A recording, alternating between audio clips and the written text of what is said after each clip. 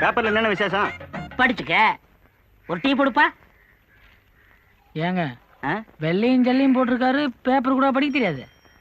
அவரை பத்தியே உங்களுக்கு தெரியாது. வாட்ச் கட்டி இருப்பாரு, மணி பார்க்கவே தெரியாது. பேப்பர் வச்சிருப்பாரு, படிக்கவே தெரியாது. 1க்கு 2 பேனா வச்சிருப்பாரு, எழுதவே தெரியாது. இவ்வளவு ஏங்க? சைக்கிள் வச்சிருக்காரு, ஓட்ட தெரியுமா? அப்ப பொண்டாட்டி? ஐயோ அதுவா, 1க்கு 2 வச்சிருக்காருங்க. ஆனா புரியுது புரியுது. இப்படி ஒண்ணுமே தெரியாம இருக்காரு, இவருக்கு என்னங்க தொழில்? அரசியல்வாதி தான். அப்போ இவரை பிடிச்சா எல்லாம் முடிச்சிடலாம். நீங்க எந்த அளவுக்கு பிடிக்கிறீங்களோ அந்த அளவுக்கு முடிக்கலாம். பிடிக்க வேண்டிய இடத்துல பிடிச்சிடலாம்.